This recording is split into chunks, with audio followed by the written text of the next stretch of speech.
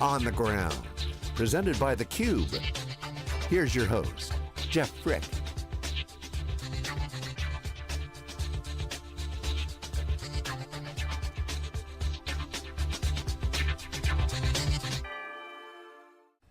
Hey, welcome back everybody. Jeff Frick here with theCUBE. We're on the ground in San Ramon at the GE Digital headquarters, about 1,500 people making great software to not only run the GE products themselves, but now they're taking it to the next level with the industrial internet, their Predix Cloud that they announced about 6 months or so ago, and really extending that now all the way down to the edge. So we wanted to get the 101. What exactly are we talking about? Let's just get right to the basics, and we're really excited to have Nikhil, Chauhan on, Director, Product Marketing, Predix GE Digital. Welcome.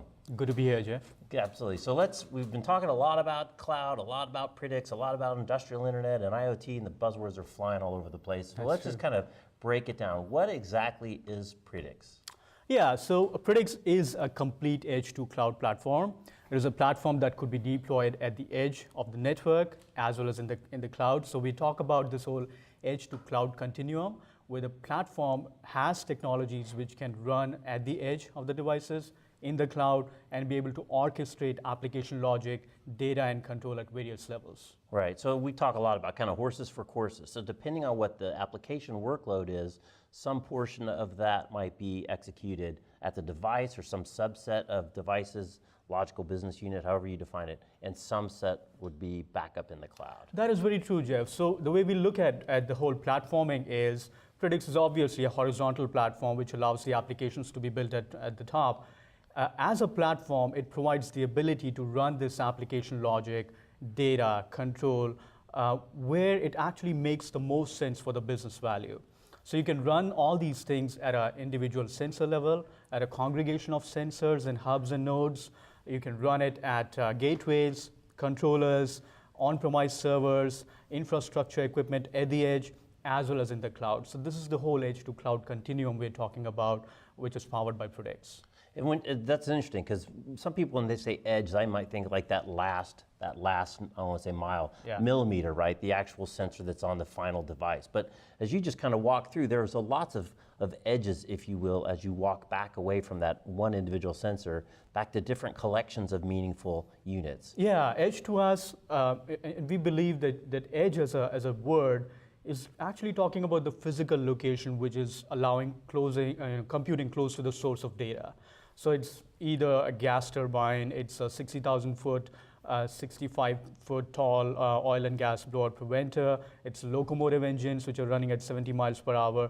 So, and then again, you have sensors, you have edge gateways, controllers, etc. So wide variety of devices. Okay, so a lot of people are familiar with the cloud, all the benefits of the cloud, especially on the consumer side and even in enterprise technology. Why is the cloud and then this combination with edge such a powerful combination for the industrial internet? Very interesting, Jeff. So because I think what we've learned so far has been that we have been great admirers of cloud. We have been using Predix as a cloud platform, and we know that cloud has those economies of scale, etc. However, cloud-only model has its own share of limitations. The limitations being cloud computing always assumes, and majority of cases assumes, that connectivity is always there. And what we've learned so far is that industrial applications may not have the best optimal connectivity in there. So they either run in air gap environments, it's probably due to regulatory compliance or security issues, for example. So connectivity is really a key assumption with cloud-only models. So that's one.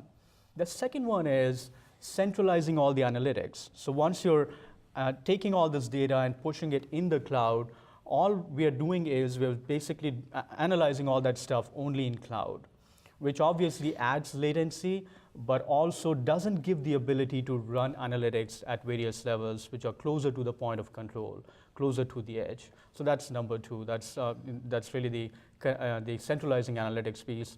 Third one is obviously latency, because in mission critical applications, you have to have systems which have to be deterministic, that have to run in real time or near real time situations, and you have to have very short, small latency time periods. So those are cloud only deployment models.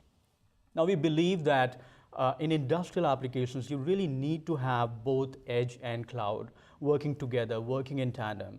So we truly believe that that's really the key strategic architectural choice, which has to be a marriage of both of those worlds. Right. Edge computing working in tandem with cloud solves and addresses these limitations. So it basically talks about 4 use cases or addresses those 4 use cases. One being it reduces that system latency. So we realized that 60% of the data that is collected loses any meaningful value for analytics in just a few milliseconds. So you really have to ensure that you have a very short latency time frame for systems, and that is where edge computing can help. So it's really reducing that system latency.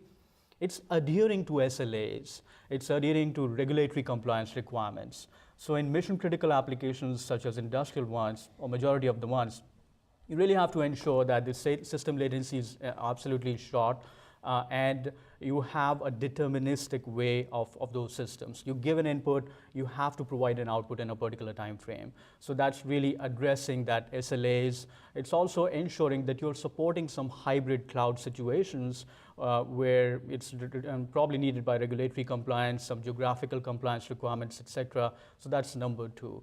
It's ensuring that you are addressing those SLAs, regulatory compliance requirements. Third is avoiding any unnecessary transfer of data. So a typical airplane collects probably 10 terabytes of data every 30 minutes of flight.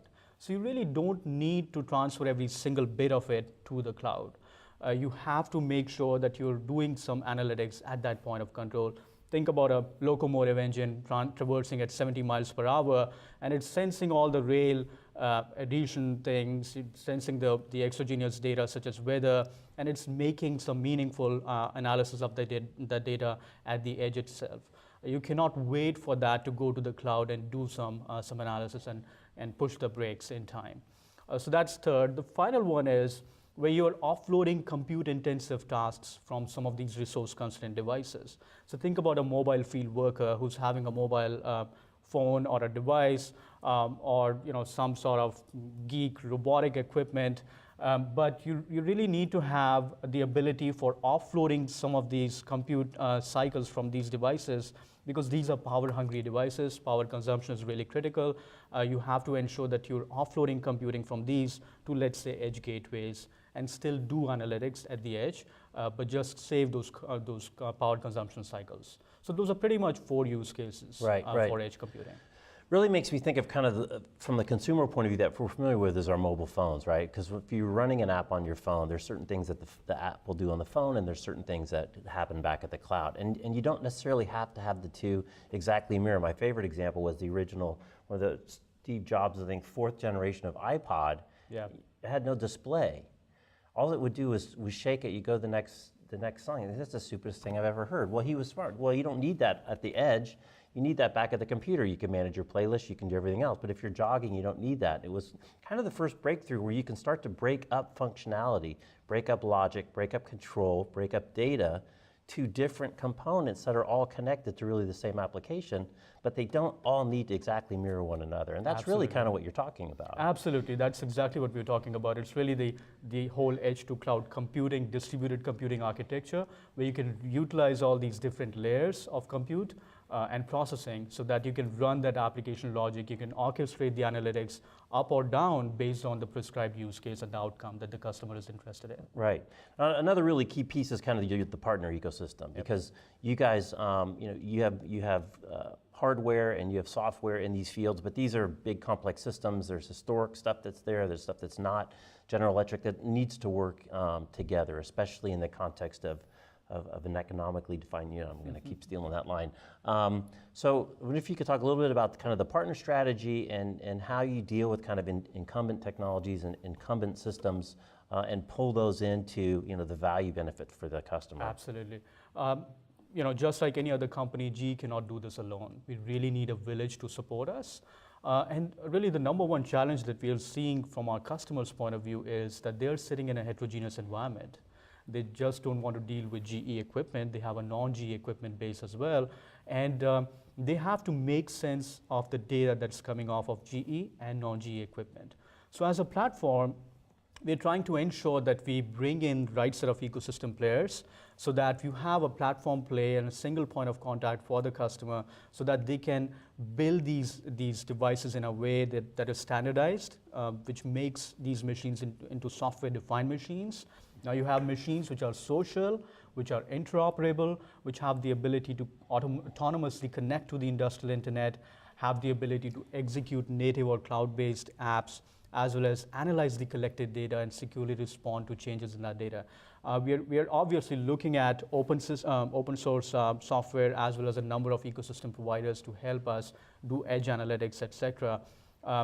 But again, I think the whole point of view from a platform perspective is to provide that standard scalable software framework that can work across a wide variety of machines, GE or non-GE, regardless of their vendor or vintage. Okay, and final question, how do people get started on this journey, right? Like you said, you're dealing with people that have big infrastructure, it's in place, it's been running for a long time.